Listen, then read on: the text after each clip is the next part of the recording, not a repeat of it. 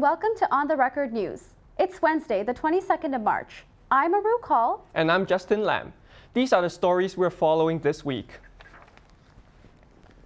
3 more candidates in the race for Toronto mayor. One of them, former Toronto Police Chief Mark Saunders. He declared on Monday night. He is expected to make public safety his priority. Councillor Josh Matlow has also joined the contest. He tweeted yesterday that if elected, he will channel nearly $400 million into public buildings and services. Former Toronto Sun columnist Anthony Furry is the third new candidate. Riding the TTC is about to get more expensive. On April 3rd, youth and adult fares will rise by 10 cents. For seniors, though, or anyone using a monthly pass, fares won't change. Same thing for riders with disabilities. No fare increase. The Transit Commission will also be getting about $1 billion in municipal funding. The TTC says that money will go towards safety, accessibility, and reliability of the TTC. The minimum wage is going up on the 1st of April, from $15.55 to $16.55. But if you're a minimum wage earner who also takes the TTC, some of that extra money in your pocket will be needed to pay the new higher fares. Anyone who traveled inside Ontario last year and stayed in paid accommodation has got a tax break coming their way. It's called the Ontario Staycation Tax Credit. It allows travelers to claim 20% of whatever they paid to stay overnight away from home. It can be applied to hotels, B&Bs, cottages, or campgrounds. Earlier today, we brought reporter Jack Wanan into the studio to talk about tax season and other tax credits people should know about. Yeah, so a lot of the experts I spoke to while writing my story, they said that, having someone do your taxes is fine, but it's better to be a part of the process so you can really understand where your money is going and what's happening to it. If you have your parents do your taxes for you, there might be certain benefits that affect you or certain expenses that you can put into your taxes that they might not be aware of. So it's good to be involved. And a lot of the experts I spoke to, they also said that one of the things about doing taxes, and especially starting to do taxes when you're university age, is that that's when they're simplest, for most people at least. So when you learn how to do taxes while you're still a university student, there's only a few things to learn about and take into account.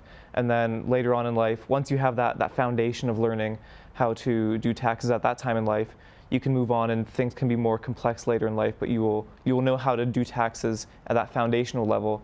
And one expert I spoke to said, the more complex your life gets, the more complex your taxes probably will as well. So really, if you are just able to learn that foundation at the start, it'll help you greatly later in life. Right, so while they're still students, are there any resources that they could use to help them file their income taxes and stuff? Yeah, absolutely. So a lot of the experts I spoke to, people who work for banks, people who work for tax companies, a lot of them recommended that you use, if you're going to file your taxes yourself, use a program like TurboTax. These programs are very simple. Back in the day, a long time ago, everybody had to do their taxes with paper. We're no longer in those days, luckily. And most people, it's an overwhelming majority, do their taxes online. And these programs like TurboTax, they make it very simple. They make sure you don't miss any of the small details that might affect you. And they make it actually quick for you too. A resource if you want to do your taxes without any of those programs, or maybe you have a little hesitancy and you want some help, there is a program being run by the Student Union on campus right now. It's a tax clinic, and it runs from late March to early April, and people are able to register online for an appointment right now. Right, and what are some important documents that students should know when filing their taxes, details and important documents that they should know? Right, so there's a lot of unique things that students can take into account when writing their income taxes that wouldn't affect other people. For example, there are tax credits and tax deductions that are exclusive to students. There are deductions that take into account your tuition, your textbook fees. If you moved because of school, there is something you can take into account for that as well. There are lots of ways that there are lots of ways that you can use your status as a student to make sure that you are getting the proper tax return and one that is most beneficial to you. I will say one thing that's important is that every person should file online, and they should file on time. Online, you get to skip all the paperwork, and you get to you get to instantly send it to the CRA. And you actually get it back quicker. They say that they try to get it back to you within 2 weeks if you send it online, where if you send it through paper, they try to get back to you within 8 weeks. And on time, because you know, if you send your income tax forms on time, you don't run the risk of facing any penalties or any delays, and the whole process will just be very simple for you. Right. Thanks, Jack. So for more information, check out his article on the OTR website. In other news, campus elections and voter turnout. It's the same sad story at TMU every year. It seems that students just can't be bothered to vote. We asked reporter Julia Sacco to see what she could find out. I'm here on TMU campus to ask students what they know about the upcoming TMSU elections and if they're planning to vote. I don't know enough about them to make a fair vote, so probably not. Yeah, probably since there's not a lot of information on it. There's a lot of posters, but not a lot of as for what it's based on. Okay, cool. Because I'm a first year, probably not, because I don't really know too much about it. But I'll probably learn more about it eventually, because it's first year, so it's kind of hectic, if that makes sense. But I would vote next year, potentially knowing that they do affect maybe our curriculum. I really don't know much about it, but they do affect what goes around the school. Sure. Yeah. I'm gonna be so honest, I wasn't planning on voting, just more because there's just a lot going on for me right now, so yeah. Just a little busy. Yeah, just a little busy, yeah.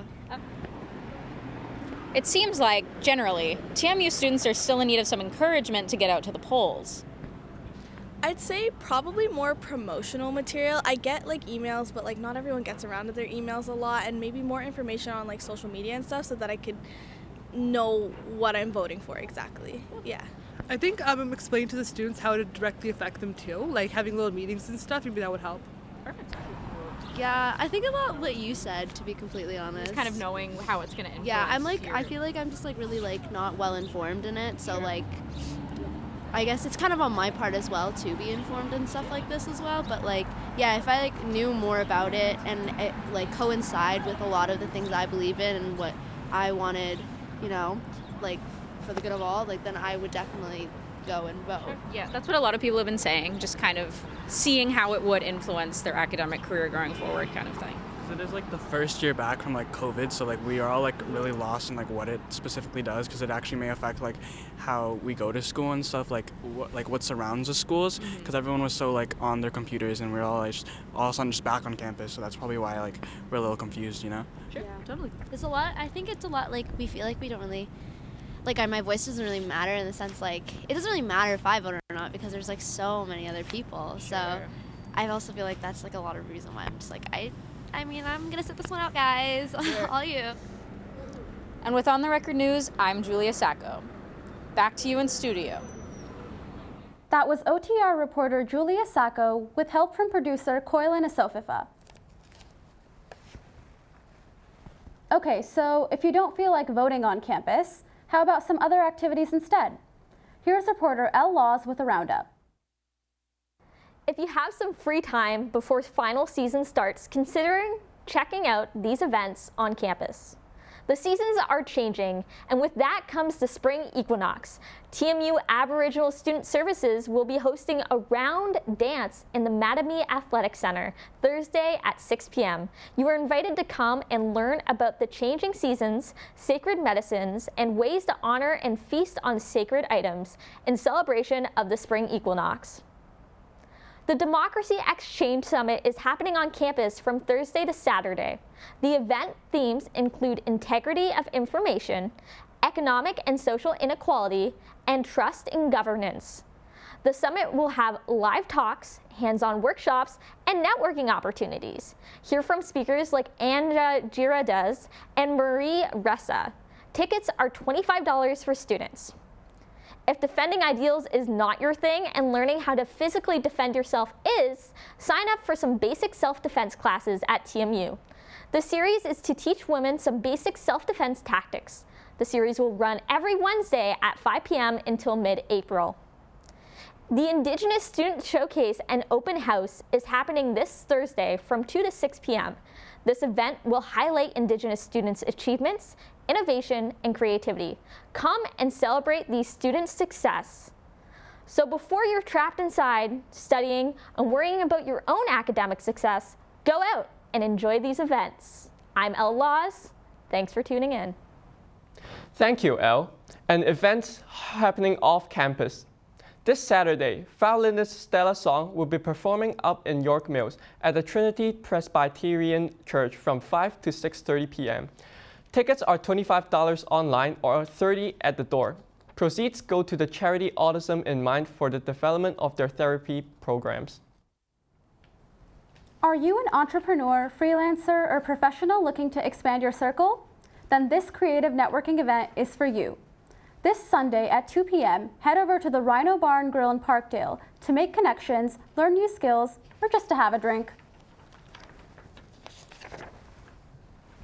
The Corner Comedy Club is hosting an open mic marathon next Tuesday from 8 to 11 p.m. With a $10 entry fee, you can see a total of 30 up-and-coming comedians.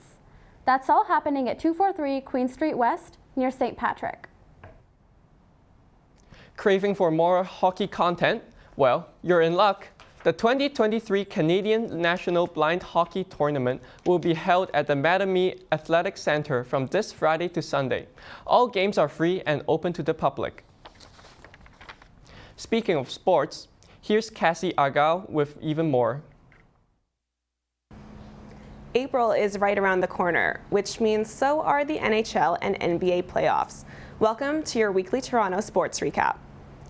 The Toronto Maple Leafs are down to their final 2 weeks of regular season games. They're coming off 2 weekend wins, 5-2 against the Carolina Hurricanes on Friday and 5-4 in a shootout against the Ottawa Senators on Saturday. In the marathon shootout, goalie Matt Murray blocked 6 shots after already making 48 saves. In his post-game interview, teammate Austin Matthews said Murray was a brick wall. He was so solid and came up with some big saves for us, which was massive, and just kept playing. He doesn't get rattled in there. He just on to the next shot and on to the next on to the next play, and he was huge for us tonight. Unfortunately, that weekend high did not carry into last night, since they lost the New York Islanders 7-2. We wish them luck tomorrow when they take on the Panthers. The Toronto Raptors remain at 9th in the Eastern Conference as they play their last 10 games of the regular season. The Raptors wrapped up their road trip on Sunday with a loss to the Milwaukee Bucks. Fred VanVleet had 23 points and OG Anunoby put up 22, but still ended up with a 118-111 loss. Tonight, they take on the Indiana Pacers at Scotiabank Arena in the first of 4 games at home. Toronto FC won its first match of the season on Saturday night, defeating Inter Miami CF 2-0 at BMO Field. Toronto lost its first 3 matches and is ready to turn the shaky start around. Head coach Bob Bradley said in the post-game press conference that the team is looking solid. Toronto will be back at BMO on April Fool's Day when they take on Charlotte FC. Baseball fans in the city and across the country are gearing up for Major League Baseball's opening day next Thursday. The Toronto Blue Jays are looking regular season ready. They won against the division rival New York Yankees and lost narrowly to the Tampa Bay Rays last week in spring training. Star pitcher Alek Manoah took the mound against the Rays and is looking and sounding ready for another playoff run. Unfortunately, the Jays will play opening day away in St. Louis, but fans can get their tickets for the home opener on April 11th. This has been your weekly Toronto sports recap. For On the Record News, I'm Cassie Argyle. Thanks, Cassie. I know I'll be buying a ticket. If you haven't had a chance to check the forecast for the next few days, we've got you covered. Here's reporter Samira Bolsara with this week's weather. Thanks, Saru. Here's a look at our highs for today. In Toronto, we're sitting at 5 degrees, fairly average for the end of March. That's slightly lower than other parts of the GTA, with Mississauga, Brampton, and Guelph seeing a high of 6 today. St. Catharines and Hamilton are feeling the most spring-like today with a high of 9 degrees. The GTA is also seeing some rain. mainly in the evening today, so depending where you are, precipitation levels are predicted at about 5 millimeters of rain. Now taking a look at our 5-day forecast for Toronto, the rain from today will continue into Thursday, starting those April showers just a little early. We're looking at a possible total of 6 millimeters of rain throughout Thursday, with warmer temperatures of about 11 to 12 degrees, so I wouldn't forget those umbrellas. Friday, we'll get a little bit of sun and get up to a high of 5 degrees. If you're heading out to the bars or clubs, I would still recommend a jacket, even if we're peaking out of those freezing temperatures. Now for your weekend forecast. Saturday, it looks like we're in for some mixed precipitation of snow and rain throughout the entire day, getting up to a high of 5 degrees. Sunday is definitely the nicer day with a high of 67 degrees and some sun. There will be potential light flurries, but nothing too intense. Thanks to Weather Network for all the data for this week's report. That's a wrap on weather. I'm Samira Bolsara. Thanks, Samira. I can't wait to ditch the winter coat.